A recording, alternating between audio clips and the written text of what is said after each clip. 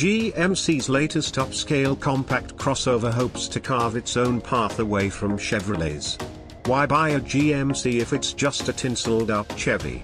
It's an age-old question, one the General's slightly more upscale truck and SUV brand has been struggling with for years now: how best to separate and elevate products like the third-generation 2025 GMC Terrain above platform siblings like the also-new for 2025 Chevrolet Equinox. Can the market be convinced? Less basic base version. Gone are the SLE and SLT bottom feeders, swapped for the openly striving moniker elevation. Standard equipment levels are indeed elevated, with remote vehicle starting, adaptive cruise control, heated front seats, and a heated steering wheel standard on every 2025 Terrain, to better reflect the way most folks were optioning their SLE/SLT models.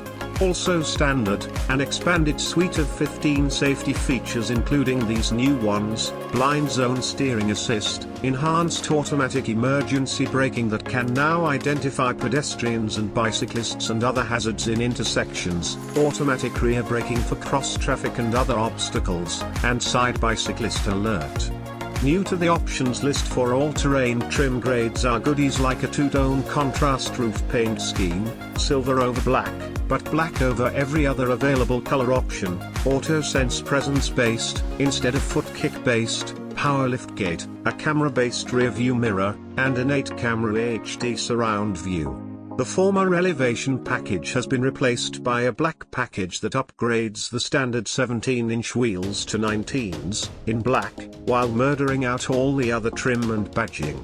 And a premium package upgrades the cloth seats to Cortex faux leather, adds wireless charging, roof rails, an integrated garage door opener, and 19-inch silver wheels. Minimal powertrain changes.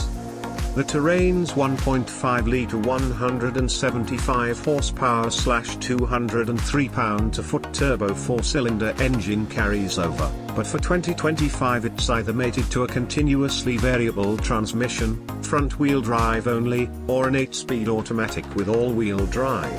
Sadly, this removes one of the differentiators relative to the Equinox, which used to make do with 6 ratios, 3 shy of the Terrains, but now the two trucklets will share powertrains. Terrain fuel economy should hold steady, despite the vehicle growing and losing a transmission ratio. The 8-speed is less complex than its predecessor, towing capacity remains in the jet ski/tiny pop-up camper realm. 1,500 pounds, 800 with the front drive/CVT setup. Also unchanged is the driver-selectable all-wheel drive system, requiring a button push to ready the system to send torque rearward when necessary. Defaulting to front drive at startup improves the EPA numbers. Truckier style. The designers strove to channel the Canyon's new face in redesigning the Terrain's grille, headlamps, and fascia. The windshield leans back farther for aerodynamics, and the rear window stands more upright. Inside, the design is very much informed by the rest of the lineup, with the 15-inch vertical center screen virtually lifted from the GMC Acadia. It features a floating volume knob adhered to the screen, and a row of hard buttons along its bottom edge for climate control. There's also an 11.0-inch reconfigurable instrument cluster, Google built-in, 5G Wi-Fi hotspot, and, yes, still, Apple CarPlay and Android Auto compatibility.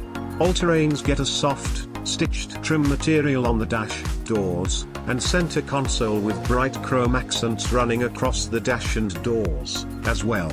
It feels reasonably upscale in the elevation model, but with the added leather and contrasting colors available in the Denali variant, it starts to look like a Lincoln Corsair competitor, if a grossly underpowered one.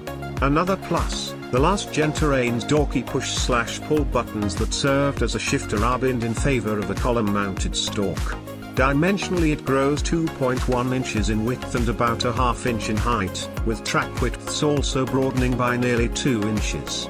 This helps lend a broader stance, but most of that width was apportioned to styling. Shoulder and hip dimensions only wiggle less than an inch and passenger space remains about the same.